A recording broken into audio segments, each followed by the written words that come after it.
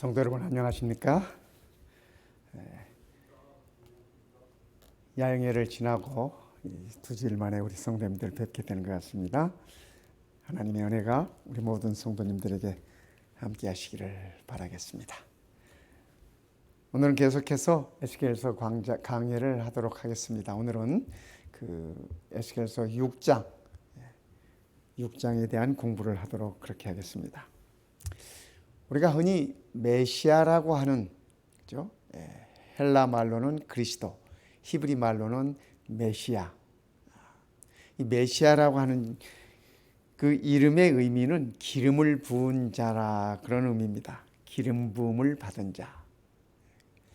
구약 성경에 보면은 기름 부음을 받은 세 종류의 분들이 계십니다. 첫째는 선지자, 두 번째는 제사장, 그리고 세 번째는 왕이 있습니다. 하나님께서 이 세 종류의 직분을 가진 자들에게 이 기름을 부으셨습니다. 그래서 하나님께서 세우셨다고 하는 것을 증거하는 바로 그러한 자였습니다. 선지자는 어떤 분입니까? 그죠? 우리가 구약 성경에 보면은 많은 선지자들의 이름이 언급되고 있습니다. 최초로 구약 성경에서 언급되는 선지자는 모세입니다. 모세. 저와 같은 선지자를 하나님께서 세우셨다라고 말씀을 하시는데 모세가 있고, 또 구약 성경을 기록한 많은 선지자들이 있습니다. 이사야, 에스겔, 예레미야, 호세야 많이 있죠?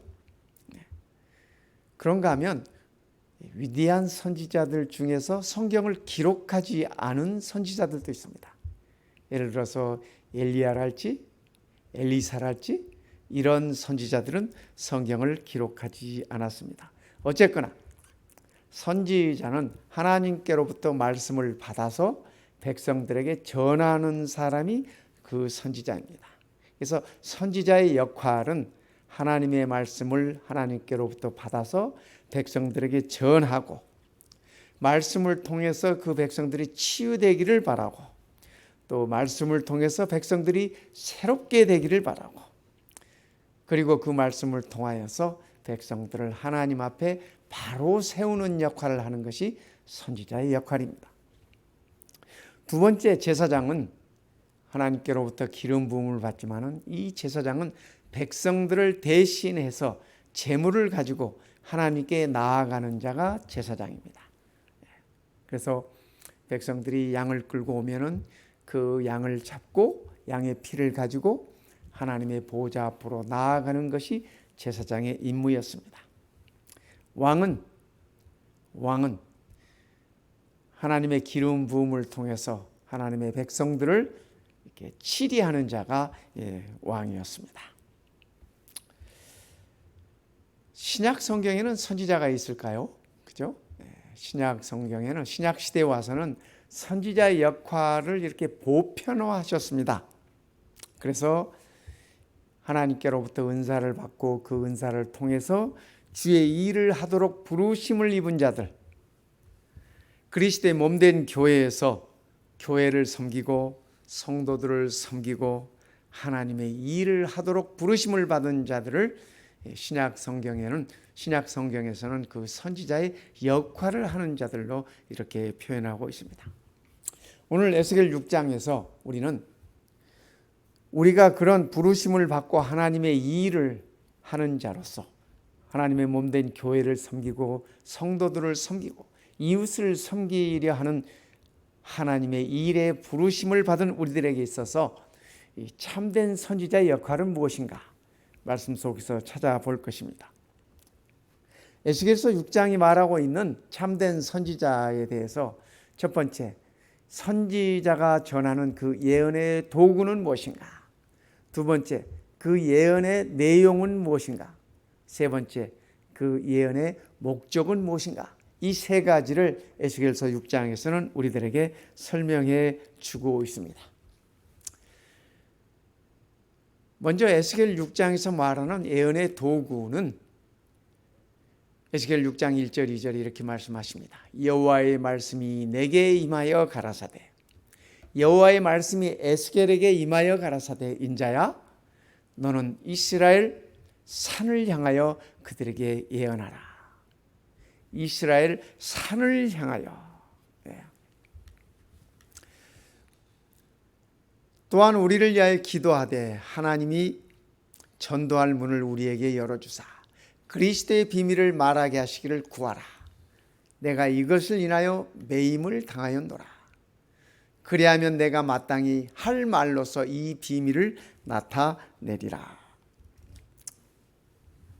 하나님의 말씀을 전하는 것이 예언의 바로 그 도구입니다. 에스겔이 하나님께로부터 여호와께로부터 말씀을 받아서 그 말씀을 전하는 것입니다. 우리가 지난 시간에 공부했듯이 하나님께서 에스겔을 평소에 벙어리로 만들어 놓으셨습니다.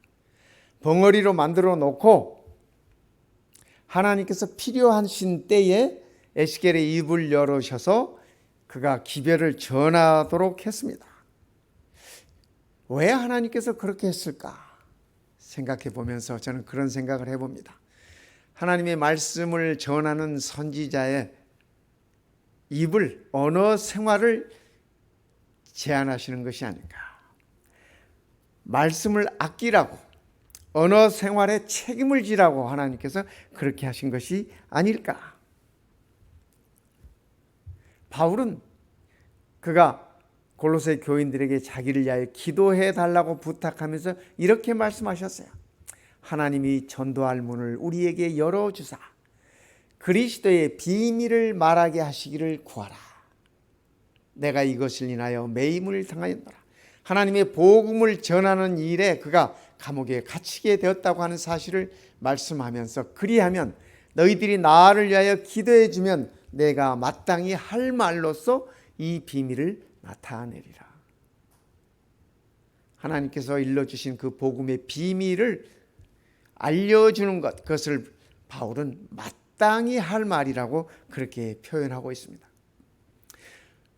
하나님의 언어를 전하는 선지자에게 있어서는 아무 말이나 함부로 해서는 되지 않는다는 것을 우리는 바울의 이 말씀을 통해서 이해할 수 있습니다. 외인을 향하여서는 지혜로 행하여 세월을 아끼라. 여기서 말씀하시는 외인은 이방인을 가리킵니다. 하나님을 알지 못하는, 복음을 알지 못하는 이방인들을 가리키는 말씀이에요.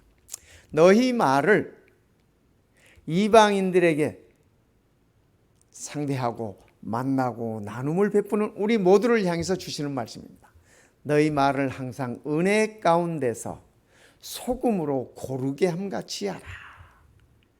소금은 부패하지 않도록 뿌려지는 것 아니겠습니까? 맛을 골고루 이렇게 맛있게 해주는 역할이 소금 아니겠습니까? 우리의 언어 생활을 그렇게 하라는 말씀입니다. 그리하면 각 사람에게 마땅히 대답할 것을 알리라. 바울은 복음을 지닌 자로서, 복음을 나누는 자로서 우리들에게 이런 말씀을 일러주시는 것입니다. 너희의 말을 항상 은혜 가운데서 소금으로 고르게 함처럼 해라. 그리하면 각 사람에게 마땅히 대답할 것을 알려주리라. 알게 되리라. 그렇게 말씀하고 계십니다. 두 번째, 에스겔서 6장에서 말씀하고 있는 예언의 내용은, 예언의 도구는 하나님의 말씀이었고, 예언의 내용은 첫 번째 심판의 메시지를 전하고 있습니다. 지난 시간에 우리는 5장 가운데서 하나님의 심판의 세 가지 형태를 공부했습니다. 첫째, 하나님께서 당신의 백성들을 심판하실 때 기근을 통해서 심판하셨습니다. 두 번째는 칼, 전쟁을 통해서 당신의 백성들을 심판하셨습니다. 그리고 세 번째는 이 백성들을 세계 각곳에 흩어버림으로 이 백성들을 심판하셨습니다. 그런데 여기서 하나님께서 에스겔에게 이렇게 말씀하십니다. 인자야, 너는 이스라엘 산을 향하여 그들에게 예언하라. 그들에게 하나님의 말씀을 전하라. 산을 향하여. 이게 무슨 말씀일까요? 그죠? 산이 선지자의 말을 알아듣는 것도 아니고 산을 향해서 말하라. 그 당시에 이스라엘 백성들은 이 우상 숭배의 근거지로 산을 삼았습니다. 산들마다 산당을 짓고 신당을 짓고 또 골짜기마다 신당을 짓고 거기에서 우상 숭배들을 하였습니다. 에스겔 선지자는 계속해서 이렇게 말씀하십니다. 내가 너희 거하는 모든 성읍으로 사막이 되며, 하나님께서 에스겔에게 일러주신 말씀이에요. 너희 거하는 모든 이 성읍으로 사막이 되며, 사람이 사는 성읍을 사막으로 만들겠다는 얘기입니다. 비가 오지 않아서, 그죠? 모든 것들이 생산되지 않는 그런 것으로 만들겠다. 왜냐하면 너희들이 산당으로 짓고 우상 숭배에 빠져 있는 그것을 황무하게 하리니 이는 너희 제단이 깨어지고 황폐하며. 여기 제단은 우상에게 드리는 제단입니다. 여호와 하나님께 드리는 제단이 아니라 이방 신들에게, 우상에게 드려지는 그 제단을 말합니다. 그 제단이 깨어지고 황폐하며 너희 우상들이 깨어져 없어지며 너희 태양상들이 찍히며 너희 만든 것이 다 패하게 될 것이다. 그래서 산들에게 말하라고 하는 그 말씀은 이스라엘 백성들이 산마다 골짜기마다 지어놓은 그들의 산당, 신당들, 그리고 우상들, 이 모든 것들을 하나님께서 패하시겠다고 하는, 다 심판하시겠다고 하는 바로 그 말씀인 것입니다. 하지만 하나님께서는 그 심판의 메시지 가운데 심판만을 언급하지 않으십니다. 심판을 얘기하면서 그 기별 가운데서 희망의 메시지를 전해주는 것입니다. 우리는 그러기에 하나님의 심판의 메시지 가운데 울려 퍼지는 희망의 메시지에 우리의 귀를 기울일 것입니다. 그러나 너희가 열방에 흩어질 때에, 그죠? 하나님의 심판이 흩으시는 것이 심판의 방법 중에 하나였잖아요. 너희가 열방에, 각 나라에, 온 세상에 흩어질 때에 내가 너희 중에서 칼을 피하여 이방 중에 남아있는 자가 있게 할지라. 전쟁 중에라도 이방 중에서, 그 심판 가운데에서도 남아있는 자가 있게 할 것이다.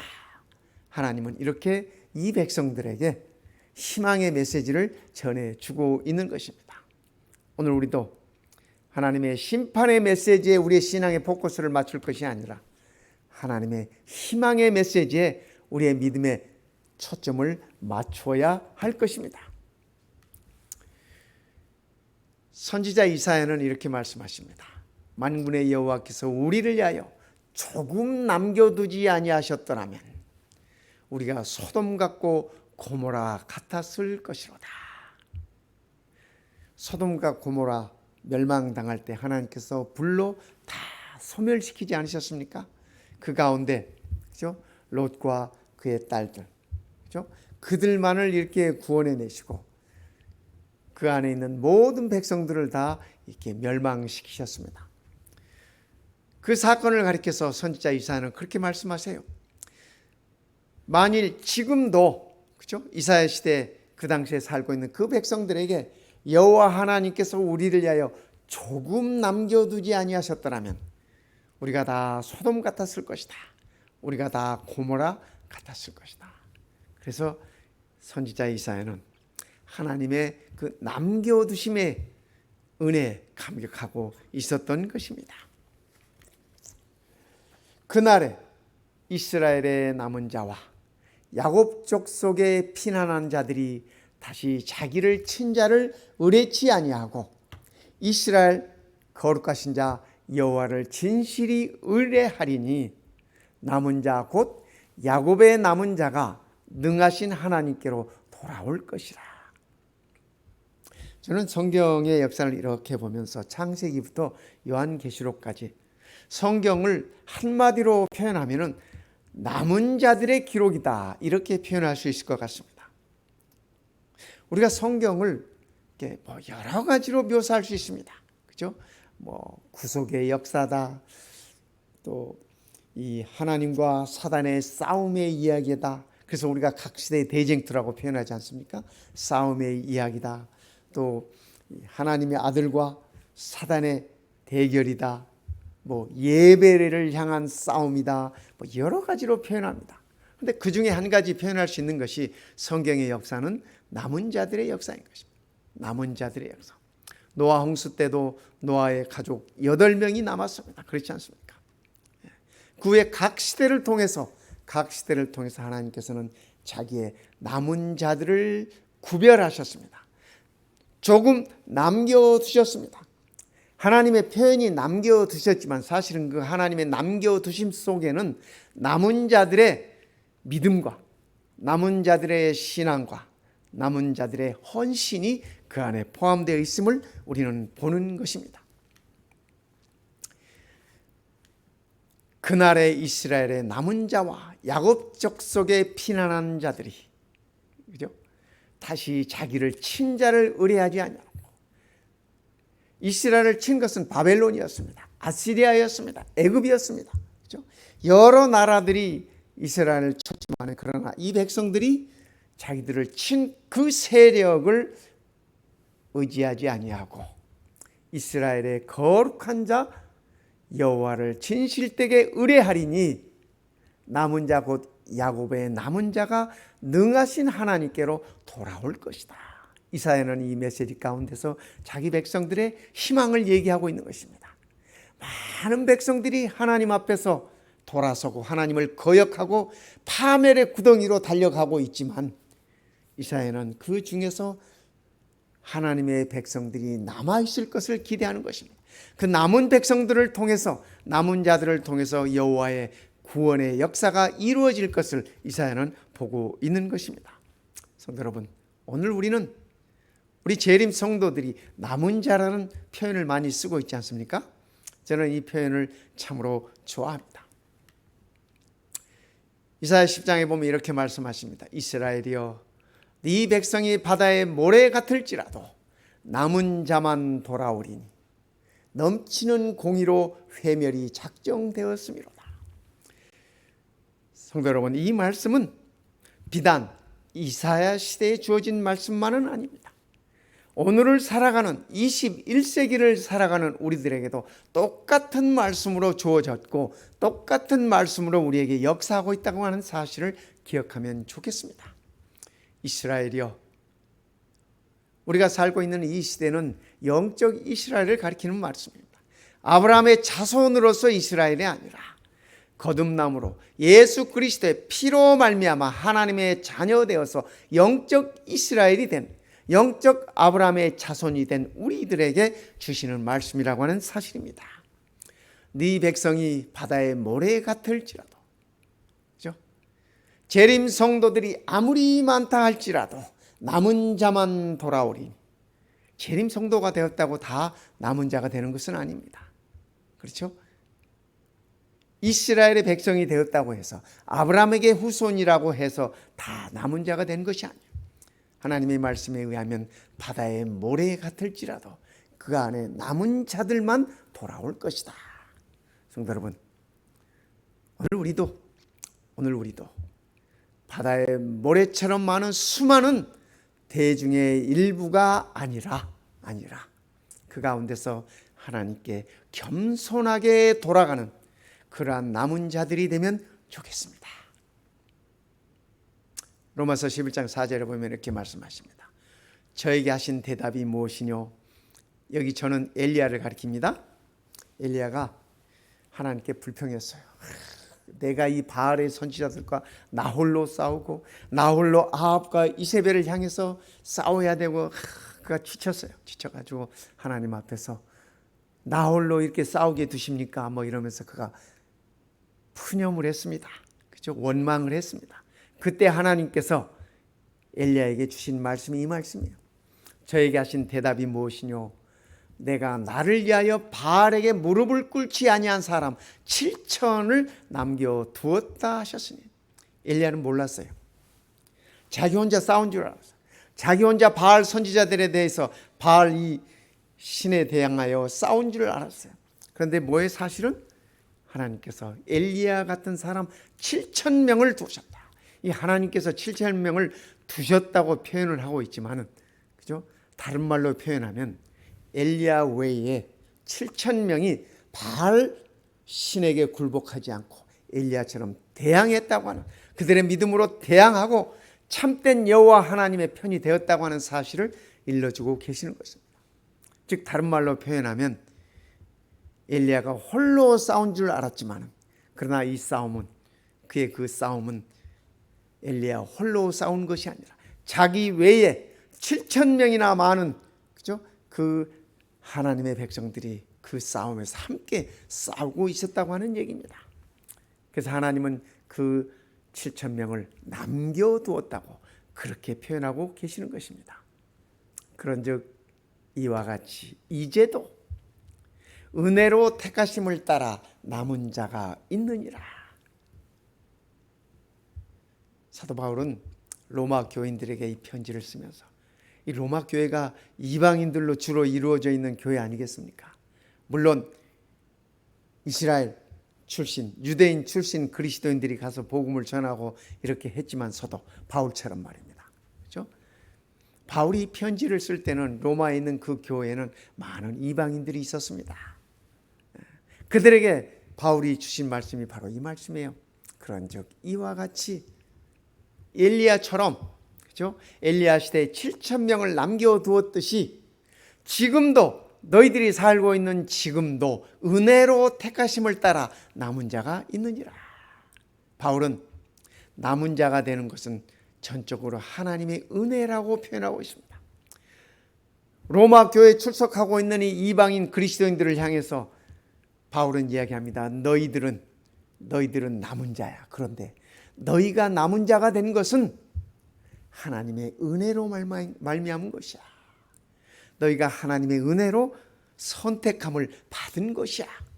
이렇게 표현하고 있는 것입니다. 성도 여러분, 오늘 우리도 남은 물이라는 말을 자주 쓰지 않습니까? 우리 재림 성도들이 좋아하는 말 가운데 하나가 남은 물이에요. 남은 물이, 남은 자, 이런 표현입니다. 그러나 우리가 한 가지 분명히 기억할 것은 오늘 내가 남은 자가 되었다면, 오늘 내가 남은 무리 가운데 이 소속되어 있다면 그것은 100% 하나님의 은혜로 택하심을 받았다고 하는 사실인 것입니다. 남은 자가 끝까지 남은 자로 남을 수 있는 것은 하나님의 은혜에 대한 뼈저린 감격과 감사가 있을 때만이 그것이 가능한 것입니다. 왜냐하면 남은 자에 대한 도전은 끊임없이 주어지고 있기 때문에 그렇습니다. 그죠? 용이 여자의 후손과 싸우려고, 그죠? 여자의 후손과 더불어 싸우려고 바다 모래 위에 섰더라. 그죠? 남은 자들과 싸우기 위해서, 여자의 후손과 싸우기 위해서 용이, 사단이 준비하고 있어요. 지금도 끊임없이 덤비고 있다고 하는 사실입니다.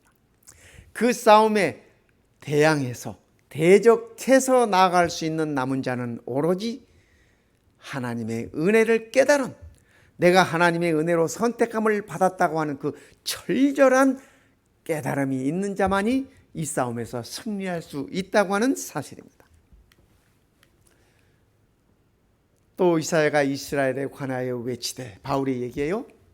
이스라엘 못 자손의 수가 비록 바다의 모래 같을지라도 남은 자만 구원을 얻으리니, 남은 자만 구원을 얻으리니.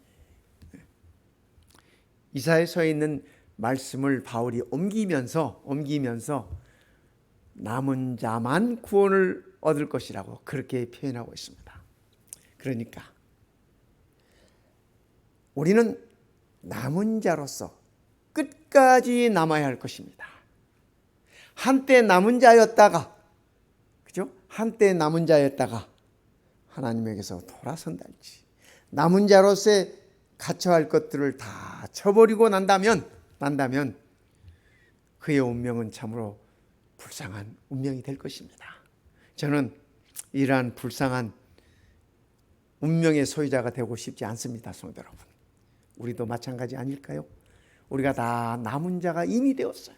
하나님의 은혜로 선택함을 받았고, 하나님의 은혜로 우리가 거듭남을 경험했고, 하나님의 은혜로 우리가 하나님의 자녀가 되어서 남은 자가 되었는데, 그죠? 우리가 끝까지 남은 자로 남아야 되지 않겠습니까? 그것이 우리의 구원의 보증이라고 하는 사실입니다. 우리 재림 성도들이 가장 좋아하는 성경절입니다. 그 중에 하나예요. 그죠? 용이 여자에게 분노하여 돌아가서 그 여자의 남은 자손이 누구예요? 곧 하나님의 계명을 지키며 예수의 증거를 가진 자들로 더불어 싸우려고 바다 모래 위에 섰더라. 그러니까 우리는 사단의 타겟이에요. 우리는 사단의 타겟. 미국에 아직 노예 제도가 있을 때, 그렇죠? 노예 제도가 사라진 것이 그리 오래되지 않지 않습니까? 텍사스의 한 농장 주인에게 신실한 흑인 노예가 있었습니다. 근데 이 흑인 노예는 신실한 크리스찬이었어요. 복음을 받아들이고 하나님의 남은 자가 된 사람이에요. 그런데 늘 그 농장의 주인이 이 흑인 노예를 참 아끼는 흑인 노예, 사랑하는 흑인 노예. 왜냐하면 신실하니까. 그렇지만 자기가 아끼는 이 노예지만 자꾸 아끼는 만큼 놀려대는 것입니다. 야, 너는 그렇게 하나님을 신실하게 믿고 하나님을 따르는데 너는 평생 내 종으로 살아야 되고 내 노예로 살아야 되지 않냐.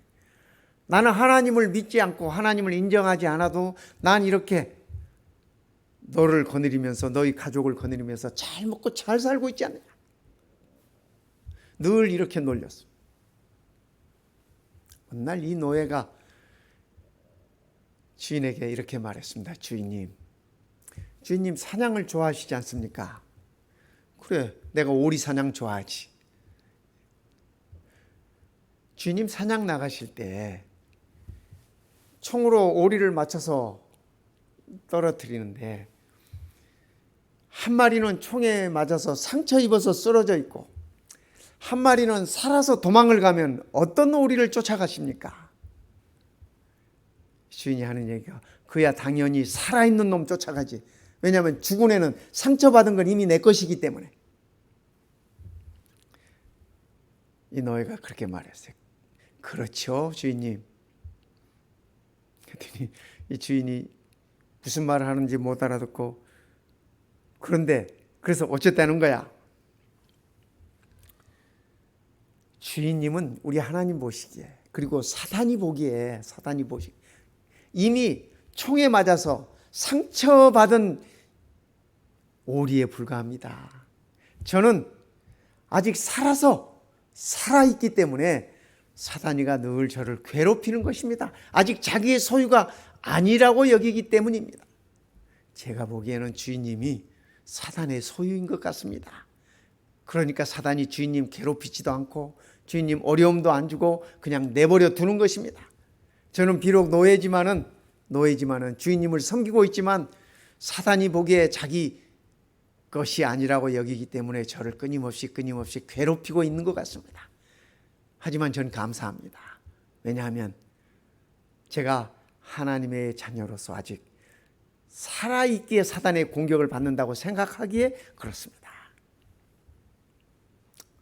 성도 여러분, 이 이야기가 조금 위로가 되십니까? 저는 이 이야기가 이 책에서 이 글을 읽으면서 저는 많은 위로가 되었습니다.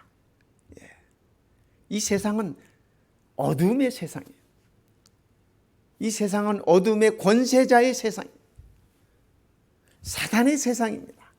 그러기에 사단은 끊임없이 이 남은 자들을 하나라도 빼오려고, 그죠? 하나라도 빼오려고. 예수님께서 베드로에게 하신 말씀처럼 우는 사자처럼, 그죠? 우는 사자처럼 덤벼든다고 말씀을 하시는 것입니다. 혹여 사단이 우리를 남은 자의 무리 가운데서 빼오기 위해서 우리들에게 공격해오는 어려움이라면, 고난이라면, 궁핍이라면 우리는 아직 하나님의 남은 자임을 기억하면서 그 은혜를 생각하면서 그 힘으로 견딜 수 있으면 좋겠습니다. 우리는 여자의 남은 자손 아니겠습니까? 하나님의 계명을 지키고 예수의 증거를 가진 자들 아니겠습니까? 그러나 우리가 계명을 지키고 예수의 증거를 가졌다고 하는 사실만으로 우리가 남은 자로서의 충분한 건 아닙니다. 우리의 모습 속에서 남은 자의 모습이 구현되어야 할 것입니다. 우리의 삶 속에서 남은 자의 삶이 구현되어야 할 것입니다. 그 삶은 하나님의 일을 하고 복음을 나누고 구원의 사역을 하는 바로 그러한 것입니다. 우리들만 특별히 선택받았다. 하나님께서 우리들만 특별히 뽑아 두셨다라는 생각을 갖는 것이 아니라, 그죠? 남은 자의 사상이 말입니다. 남은 자의 생각이 말입니다. 하나님께서 우리만 특별히 뽑아 두었다라는 생각이 아니라 하나님께서 나를 통하여서 그분의 일을 하고 나를 통하여서 복음을 전할 수 있게 하고 나를 통하여 하나님의 구원의 사역을 함께 하도록 했다고 하는 그 사실이 우리를 진실된 남은 자로 만든다고 하는 사실입니다. 세 번째, 에스겔서의 예언의 목적이 있습니다. 예언의 목적은 또 너희 중에서 살육을 당하여 엎드러지게 하여 너희로 나를 여호와인 줄 알게 하려 함이라. 하나님께서 심판을 베푸시는데 그 심판의 현장에서 이 백성들이 그 심판을 통하여 얻게 된 교훈 하나, 하나님께서 원하시는 목적 하나가 있다고 하는 사실입니다. 그것은 너희로 나를 여호와인 줄 알게 하려 함이라. 하나님께서 심판을 베푸신 그 목적 하나는 심판자 하나님이 우리의 창조주이시고 우리의 구속주라고 하는 사실, 여호와 하나님을 알게 하기 위한 것이라는 사실입니다. 같은 말이 7절에도 있습니다. 그때야 그들이 나를 여호와인 줄 알리라. 그들에게 심판이 이르러 올 때, 그들에게 고난과 고통이 이르러 올 때에 내가 여호와인 줄을 비로소 깨닫게 될 것이다.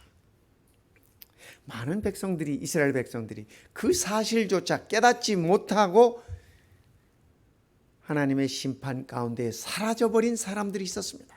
그러나 하나님께서 원하시는 일은 그 많은 심판 가운데서 당신의 백성들이 여호와 하나님을 알고 여호와 하나님께 돌아오기를 바라는 마음이 간절하다고 하는 말씀입니다.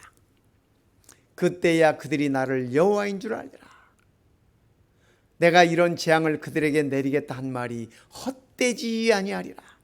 하나님께서 그들에게 심판을 베풀겠다고 한 그 말씀이 헛되지 아니야. 왜요? 이 백성들이 그 재앙을 통해서, 그 심판을 통해서 여호와가 하나님이신 사실을 깨닫게 되고 그분께 돌아올 것이기 때문에 그렇습니다. 살육당한 시체가 그 우상 사이에, 제단 사방에, 각 높은 고개에, 모든 산 꼭대기에, 모든 푸른 나무 아래, 무성한 상수리 나무 아래 곧 그 우상에게 분향하던 곳에 있으리니 너희가 나를 여호와인 줄 알리라.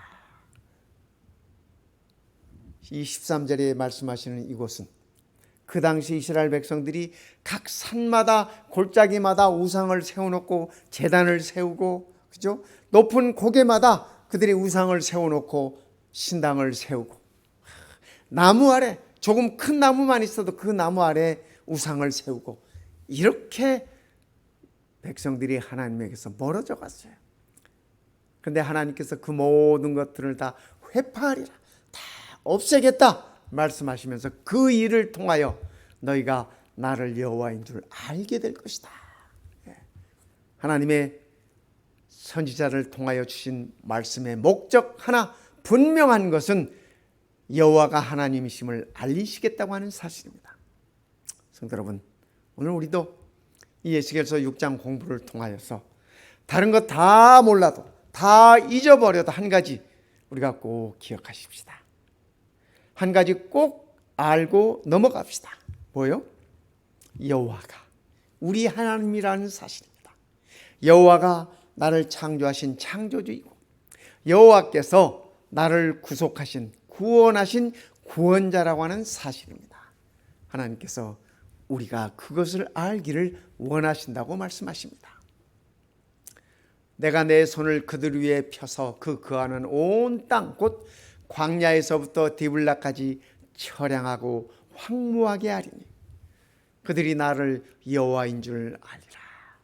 바벨론을 통해서 이스라엘 백성들이 다 흩어지고 예루살렘은 황무지가 되어버리고 그렇게 될 것이라고 말씀하시면서 그 일을 통하여 그들이 나를 여호와인 줄 깨닫게 될 것이다. 그렇게 말씀하고 계시는 것입니다. 이것이 하나님께서 선지자 에스겔을 통하여 주신 말씀의 목적이셨습니다. 하나님의 심판의 이유와 목적이 있습니다. 그렇죠? 심판의 이유와 목적 한 가지, 여호와이심을 알게 하기 위하여 그렇습니다. 성도 여러분, 오늘 우리의 삶 가운데서 우리의 삶에 이르러오는 여러 가지 고난이나 고통이나 어려움이나 질병이나 어떤 경제적인 어려움이나 이 모든 것들 때로는 가족들 간의 관계가 금이 가거나 친구들 간의 관계에 금이 가거나 성도들 간의 관계에 금이 가거나 이 모든 것들이 다 그죠? 이유와 목적이 있을 것입니다. 때로는 그것이 하나님으로부터 비롯된 것이 아니라 할지라도 우리는 남은 자로서 하나님의 자녀로서 그 가운데서 하나님의 섭리를 찾을 수 있다면 우리는 참으로 복된 남은 자가 될 것입니다. 왜냐하면 그 일을 통하여 여호와께서 우리의 하나님이심을 우리가 깨달을 수 있기 때문에 그렇습니다. 그리스도인의 사역의 목적이 있습니다. 그렇죠? 남은 자로서의 그리스도인의 사역의 목적은 말씀을 전한 결과로, 봉사하고 섬긴 결과로 여호와께서 창조자요 구속자이심을 알게 하기 위한 것이기 때문에 그렇습니다. 성도 여러분, 저는 우리 마운틴뷰 교회가 온 성도들이 함께 말씀 속에서 새롭게 거듭나면서 여기까지 인도하신 우리 하나님이 여호와 하나님이라고 하는 사실을 새롭게 깨닫고 각성함으로 비록 팬데믹 중이라 할지라도 우리가 새롭게 일어서고 우리가 새롭게 꿈을 꾸면서 함께 나아가게 되기를 간절히 바라는 것입니다. 우리들의 사역의 목적은 오직 교회를 통하여서 교회를 섬기면서 말씀을 전하고 봉사하고 이웃들을 섬김으로 인하여 여호와께서 구속자이시고 창조자라고 하는 사실을 나누는 것입니다. 오늘 에스겔서 6장의 내용의 말씀은 예언의 도구로 하나님의 말씀이 우리들에게 주어졌고, 그렇죠? 섬김의 도구로 말씀이 주어졌고, 우리들의 그 남은 자로서의 예언의 내용은, 말씀의 내용은 하나님의 심판과 그 심판 중에 희망이 있다고 하는 사실입니다. 악인들을 향하여서는 이 심판이지만 하나님의 남은 자들을 향해서는 그것이 하나님의 구원이라고 하는 사실입니다. 이 사실을 우리가 꼭 기억할 것입니다. 그리고 끝으로 말씀의 목적은 여호와를 알게 하기 위한 것이라고 하는 사실입니다. 성도 여러분, 오늘 우리가 에스겔서 6장의 공부를 마치면서 이 세 가지 사실을 꼭 기억하십시다. 참된 선지자가 전하는 예언의 말씀들의 내용이 그렇지만은 21세기를 살고 있는 우리들에게도 동일한 말씀과 동일한 희망과 동일한 말씀의 목적이 주어졌다고 하는 사실을 기억하면서 하나님께 영광을 드리는, 그리고 하나님의 축복과 은혜를 받아 누리는 가장 행복한 안식일이 되시기를 이 시간에 간절히 바랍니다. 기도하시겠습니다. 우리 아버지 하나님, 우리들에게 말씀을 주셨음을 인하여 감사합니다. 그 말씀이 육신이 되어 우리 가운데 거하게 하시고 그 말씀을 통하여 우리의 구속을 완성시켜 주신 그 은혜를 참으로 감사드립니다. 이제는 우리가 이 말씀 속에서 우리를 향한 하나님의 희망을 보게 하시고 우리를 향한 하나님의 구원의 역사와 섭리를 깨닫게 하시고 참으로 우리도 그 말씀을 전하는 하나님의 자녀로 살아갈 수 있도록 축복하여 주시옵소서. 에스겔이 하나님의 말씀을 전한 하나님의 목적을 이루는 참 선지자였다고 하면 오늘을 살아가는 우리 또한 영적인 이스라엘로서 남은 자손으로서 남은 무리로서 그 사명과 본분에 죽도록 끝까지 충성하는 자가 되도록 우리를 인도하여 주시옵소서. 오늘 이 안식일 우리 모든 성도들 가슴마다 하나님의 차고 넘치는 은혜가 풍성하게 하옵시고 내일 밝은 날 즐거운 마음으로 주의 성전에 모일 때까지 주의 돌보심이 함께하여 주시옵기를 우리 주님 예수님의 이름으로 간절히 기도드리옵나이다. 아멘.